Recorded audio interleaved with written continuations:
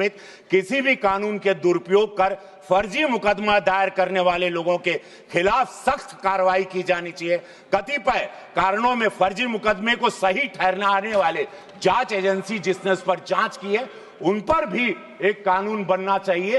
तो ये लोग जो अनगिनत अनासय जो किनको मुकदमे में झूठे फंसाया गया है उन पर नहीं कि जिसने झूठा मुकदमा दायर किया उनके लिए कोई सजा तय होनी चाहिए। और ये बहुत महत्वपूर्ण विषय है महोदय।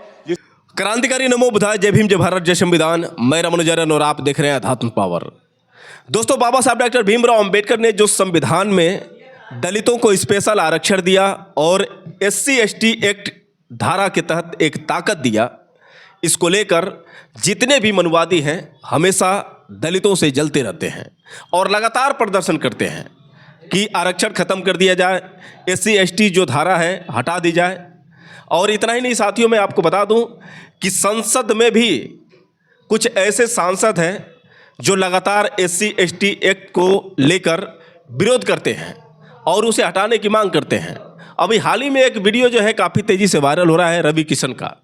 रवि किशन शुक्ला जो है ब्राह्मण समाज से ताल्लुक़ रखते हैं और इनका कहना है कि जितने भी ये झूठे मुकदमे होते हैं उन मुकदमों से जो नुकसान होता है, ख़ास तौर से उनका कहना ये है कि जितने भी ये मुकदमे होते हैं ये सब फर्जी होते हैं, झूठे होते हैं और इसको लेकर जो नुकसान होता है सरकार को भी नुकसान उठाना पड़ता है और बेवजह किसी की शादी में दिक्कत होती है, कई समस्याएं आती हैं।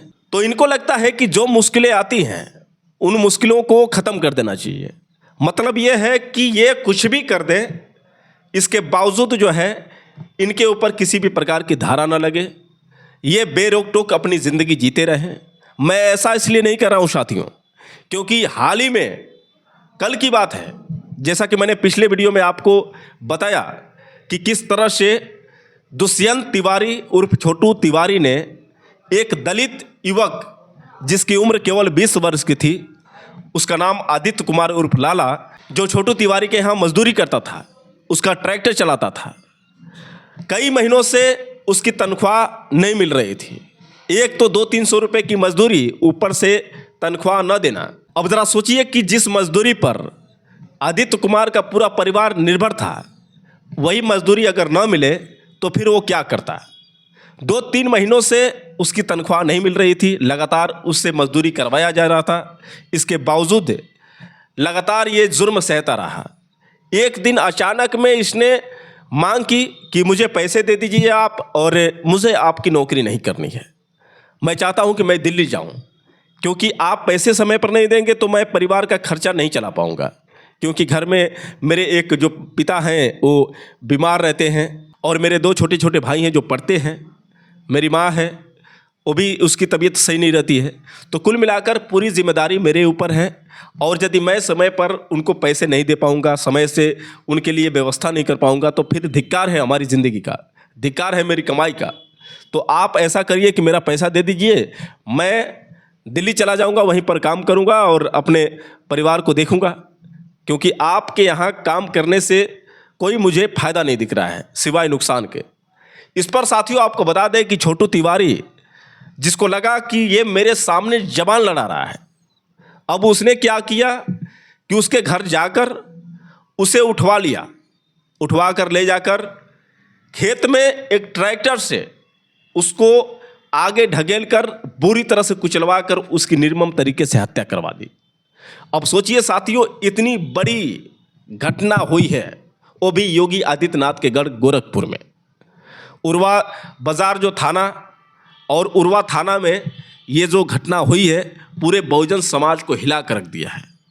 इसके बावजूद अभी जो छोटू तिवारी है उस पर किसी भी प्रकार की कार्रवाई नहीं हुई है। लगातार भीम आर्मी के लोग वहाँ पर जाकर प्रदर्शन करते रहे, मुआवजा की मांग करते रहे।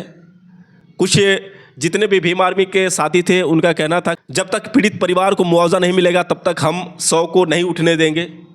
लेकिन साथियों क्या हुआ, भीम आर्मी के तमाम कार्यकर्ताओं को जबरन पुलिस ले जाकर थाने में बंद कर दी। 4 घंटे तक पुलिस ने थाने में बंद करके रखा था। कसूर क्या था कि भीम आर्मी के लोग मुआवजे की मांग कर रहे थे और मुआवजा है जो उनका अधिकार था। लेकिन आपको बता दें साथियों कि 4 घंटे पुलिस उनको जबरन पकड़कर ले जाकर थाने में बंद करवाई थी और इधर बिना मर्जी का 100 को उठाकर ले जाकर अंतिम संस्कार करवा दी। तो आप समझ सकते हैं कि किस प्रकार की दबंगई जो है पुलिस की देखने को मिली। परिवार जो है इंसाफ की मांग कर रहा है और जैसे मालूम पड़ रहा है कि परिवार के लोग ही अपराधी हैं और छोटू तिवारी जिसने ट्रैक्टर से कुचलकर आदित्य कुमार की हत्या कर दी बेरोक टोक घूम रहा है। इसके बावजूद भी साथियों जितने भी ये मनुवादी समाज के लोग हैं, जो मनुवादी विचारधारा के लोग हैं, इनको जलन इस बात की है कि दलितों को स्पेशल आरक्षण मिला है, उनको SC ST एक्ट जो है धारा मिली है और यही जो धारा है इनकी सुरक्षा कवच है। मतलब यह है कि ये लोग निर्मम तरीका से हत्या करते रहे, मारते रहे, पीटते रहे, इन पर किसी भी प्रकार की धारा न लगे। ये लोग कुछ भी कर दें।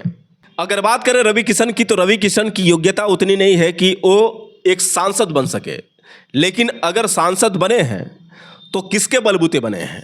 इनको समझना चाहिए कि हम बिना SC ST के लोगों के वोट की वजह से सांसद नहीं बन सकते हैं। जिस थाली में खाए उसी थाली को ये छेद किए।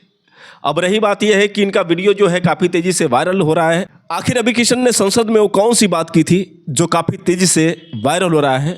चलिए मैं वो वीडियो दिखाता हूँ, उसके बाद मैं सीधे आपसे बात करता हूँ। विभिन्न सरकारों में लोक कल्याण सामाजिक समरसता के लिए अनेक कानून बनाए गए ताकि हमारा देश सर्वांगीण विकास कर सके।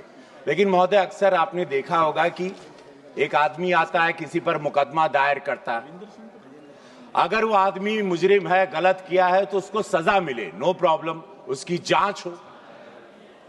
लेकिन अगर उसने कोई जुर्म नहीं किया है और किसी व्यक्ति ने उसके आकर उस पर मुकदमा किया, जिस पर मुकदमा होता है महोदय, उसका पूरा, अगर झूठा मुकदमा, उसका पूरा परिवार बिखर जाता है, समाज में उसकी क्रेडिबिलिटी खत्म हो जाती है, बहन बिटिया की शादी है वो बर्बाद हो जाती है और मुकदमा करने वाला आराम से रहता है। सर्वोच्च न्यायालय ने इस पर बहुत जांच भी की, पूरा प्रयास भी किया करने के लिए कहीं, लेकिन कमी बेसी में मैं महोदय आपसे निवेदन ये करना चाहता हूं आपके माध्यम से कि इस पर सरकार पर भी बोझ आता है, क्योंकि अनगिनत झूठे मुकदमे का आर्थिक बोझ सरकार पर पड़ता है। समाज में द्वंद्व, तनाव, अनगिनत स्थिति पैदा होती है। मैं आपके माध्यम से सरकार से मांग करता हूं, लोक कल्याण हेतु निर्मित किसी भी कानून के दुरुपयोग कर फर्जी मुकदमा दायर करने वाले लोगों के खिलाफ सख्त कार्रवाई की जानी चाहिए। कतिपय कारणों में फर्जी मुकदमे को सही ठहराने वाले जांच एजेंसी जिसने उस पर जांच की है, उन पर भी एक कानून बनना चाहिए।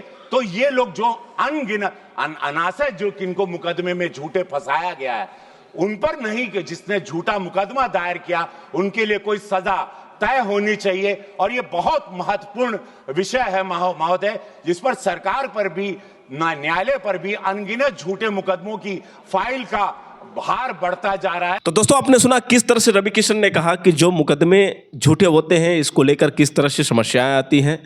ऐसे जो झूठे मुकदमे करने वाले होते हैं इनके ऊपर कार्रवाई होना चाहिए और इनके कारण जिनके ऊपर मुकदमा दर्ज होता है उनको परेशानी आती है, घर में शादी को लेकर दिक्कत आती है, सरकार को भी समस्याओं का सामना करना पड़ता है। तो कुल मिलाकर रवि किशन का कहने का मतलब यह है कि सरकार भी अपनी समस्याओं का समाधान करे और जिनके ऊपर मुकदमे दर्ज होते हैं उनके ऊपर जो समस्याएं आती हैं उनकी भी समस्याओं का समाधान होना चाहिए। अब रही बात ये झूठे मुकदमे की, तो झूठे मुकदमे कैसे हो जाते हैं? कैसे हो जाते हैं झूठे मुकदमे? अक्सर साथियों आपने देखा होगा कि जब भी दलितों के ऊपर शोषण होता है, जब भी दलित के ऊपर अत्याचार होता है, दलितों की हत्या हो जाती है, दलित महिलाओं के साथ रेप जैसी घटनाएं हो जाती हैं, अक्सर कर ऐसी घटनाओं पर पता चलता है कि जितने भी केस होते हैं उन केस को पलट दिया जाता है। मतलब ये है कि अगर मर्डर केस होता है तो उसको ये कहा जाता है कि या तो उसने आत्महत्या की है या फिर किसी और कारणों से उसकी मौत हुई है। ये नहीं दिखाया जाता है कि इस आदमी ने इसकी हत्या कर दी।